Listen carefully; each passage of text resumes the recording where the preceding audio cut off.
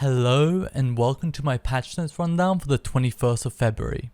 This week's update introduces a quality of life addition to the world map as well as a skill guide that helps discoverability of certain activities and resources. Without further ado, let's get right into it. Woodcutting tree, fishing spot, divination colony, and farming patch resource icons on the map now display specific information in their tooltip.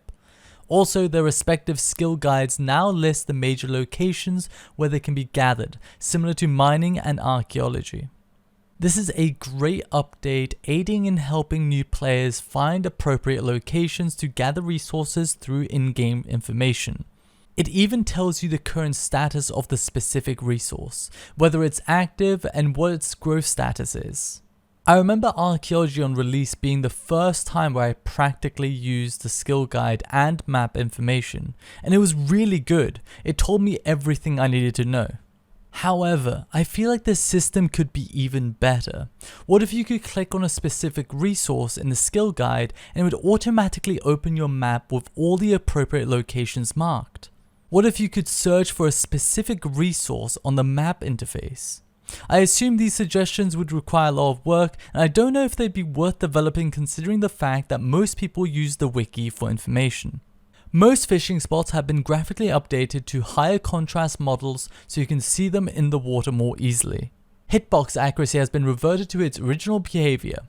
This issue came along with the launch of the Arc Glacore that caused certain click boxes to feel much smaller and have holes in them.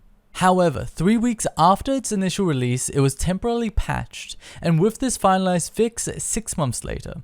I honestly can't tell the difference before and after this week's update, but I'm glad it's been resolved nevertheless. The defense pylons in the Temple of Aminishi are now aggressive again. If you don't remember, they hurt a lot, so remember to use devotion as you go in and kill the pylons quickly to extend your devotion for an easy clear. Increase the range of loot shares so that all players within a boss encounter are given rewards upon defeating the boss. The way this worked was pretty simple. Every time a boss with scale drops would die, it would count the number of players in the instance at that time. However, loot share didn't work instance-wide. It had a limited range, and people would use this to funnel all the drops to one eligible player within the radius of the loot share distribution as shown in this diagram. This was primarily utilized at Croesus and Next Angel of Death. But why would they do this? Well, the one player getting all the drops would be progressing their log much faster, and they would also be paying the other players for sacrificing their drops as service. And that's it for this week's patch notes. I ended up compiling the 2 last patches from last week into this week's video.